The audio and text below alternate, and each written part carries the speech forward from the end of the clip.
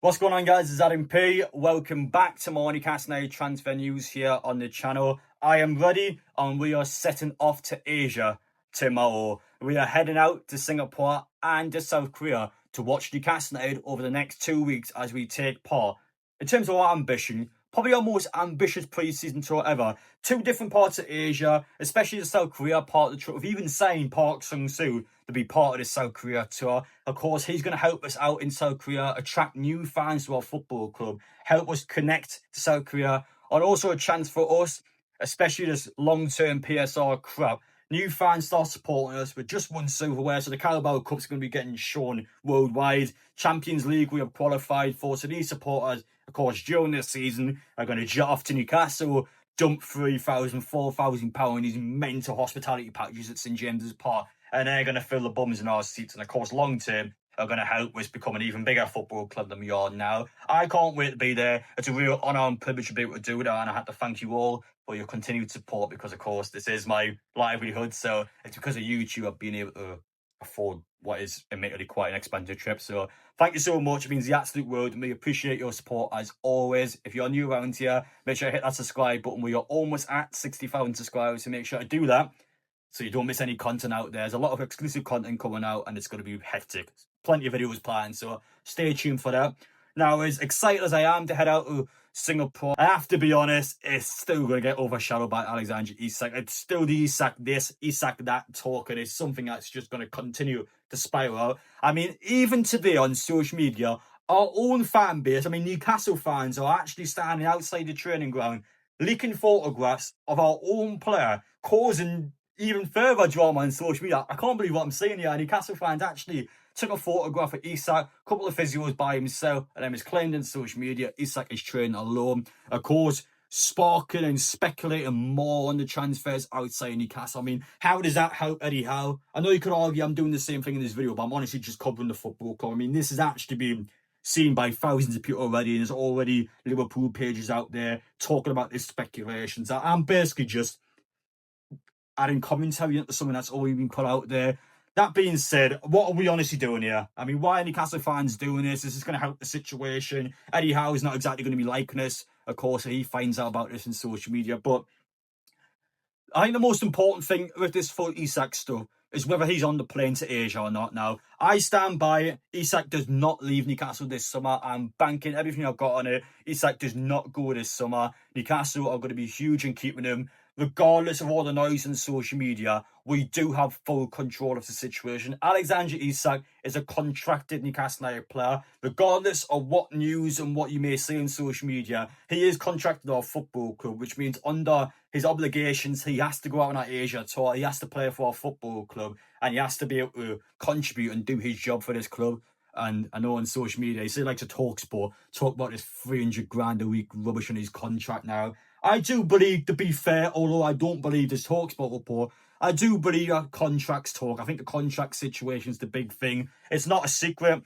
It's been reported by our journalists that Amanda Murder had promised Isak he would get a new contract at Newcastle. Of course, those two left the football club. Paul Mitchell then did not follow through with the Isak contract. And you could understand from him and his agent why they'd be a bit displeased and why they would be, I think, in their point of view, probably trying to force this themselves, put this noise in social media that almost kind of back Newcastle into a corner, and then for us to give out Isak all this money and to make him a highest paid player. In my opinion, he should be our highest paid player, but 300 grand a week, considering the fact that our highest paid players around 200, less than 200, it's a big jump. It is a big jump, and if Newcastle does this to one player, they'll have to start doing that to other players as well, and I feel like that's probably maybe the back and forth at the minute. I do think the contract situation is what's been stirring the pot quite a lot. I think Isak is unsettled, whether you would like to hear that news or not. I do believe that he is unsettled, but I don't see him leaving this summer. I stand by that, and I'm going to continue to back that, and I expect him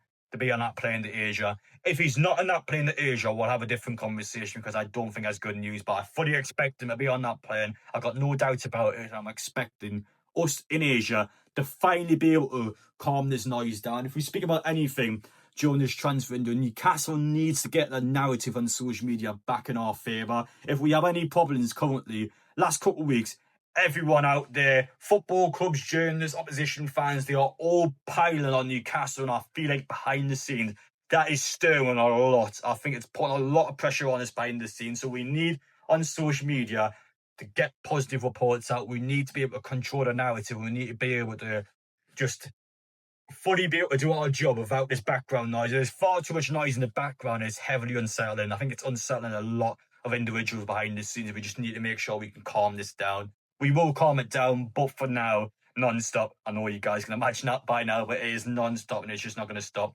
until we are out in Asia and Isak is on that plane. Now, as for transfer news, potential players that could come into the football club, for some reason on the Chelsea end of things, a lot of Chelsea journalists out there claim that Christopher Nkunku is a potential option for Newcastle United now. Big problem with him, he's £195,000 a week now. It's been reported on the likes of Athletic that his transfer fees dropped down to around £43 million to be available for. Chelsea just want to get shot of him. They don't think he's part of the future. I think there's a player in there, to be fair. I think he's top quality on Nkunku. I really feel like under an Eddie Howe sort of manager, you can get a lot out of him. And I think there's a proper player in there that would do a job for us. But, of course, 195 grand a week, you just can't even negotiate with that. It's way too high. Be our highest earner. It's just not going to happen at all. But if you were able to somehow get that wage down, a player I do certainly like now. In terms of all players Newcastle have been linked with now, if you look back at our transfer window, I want to talk a bit about the window itself now. We signed Alanga, good signing. Other than that, Trafford bid went to City, Ekitike bid went to Liverpool, Pedro bid went to Chelsea. That's the problem in our window when we went for players. I don't want to sound negative and I don't want to come across as a bit arsey towards Newcastle, but are we aiming for players that are too big for us? Now, what I mean by that is, are Newcastle aiming for elite level signings, but of course are going to face stiff competition from elite level clubs? Now, we lost out to Chelsea, Liverpool and City. Chelsea's won the Club World Cup. Liverpool's won the Premier League title. City's won, what, 4 of the last 5 Premier League titles? That's a real problem there. When you put Newcastle next to those clubs, we still are a step behind them, whether we like that or not. Now, I know Chelsea, an example, this PSR crap, and you see themselves, the old women's teams to themselves, and they see themselves, their own hotels to themselves. PSR rubbish, but that's the thing. They have way more finances than Newcastle. We just don't have as much money as they do, so they can go out, dump stupid wages and dump stupid money on players. And even a team like Manchester United does not even have European football. They got on Bruno because they offer him stupid wages and he just wants to go to Manchester for a nice payday. So for us, we can do what we want, but I think maybe we should be aiming a little lower. And what I mean by that is, you see a guy like William Osula last summer, you spend £50 million on him. That's a player just got relegated with Sheffield United, scored 0 goals in the Premier League, will have no demand whatsoever. Newcastle goes in, gets a young lad, and what is my opinion, £15 million, especially when you look at Osula now, that's good money for him. That's maybe the sort of players we should be going for. We should be going for perhaps more unproven players or players that are a lot younger, haven't got a lot of demand out there. So after a season or 2 seasons, Newcastle will be able to have real quality already in the team now. Our team now is good enough, whether you agree or disagree with this window. Our team has won silverware and our team has qualified for the Champions League. I know you can look at margins, but they have done those 2 things last season. While, yes, we need a good window and yes, we need to bring players in, we already have good players. So I would not be totally against us. We already have a Langer. Let's say we sign maybe 1 or 2 more big players, and then you sign 2 or 3, I guess, unproven young players that are just going to be on the bench that are going to gradually come to the team. I wouldn't be against that. I actually wouldn't now. We just need to sort depth out. We need a couple of big signs that will come at the first team, but I wouldn't be against us having a quieter window in terms of us not going for elite level signings, because as much as I wanted us to bring these players in, a guy like Hugo Ekitike is one of the world's most highly valued strikers, got a lot of demand. Newcastle just, if any competition comes in, Newcastle can't compete with that competition. That's exactly what's happened in this window. I just feel like maybe we're looking in the wrong market of transfers. Maybe we should look in a different market. And that's my personal opinion. I feel like that's a massive thing that's keeping us back in this window. We have money now to spend, yes, but we can't afford wages that players want. And teams around us that have won more, that are more sustainable than us, are just going to walk in and take the players anyway. So it's a nightmare. A bit of a nightmare. We are going to sort it out. No matter what happens in this window, we will sign players. We will improve this club.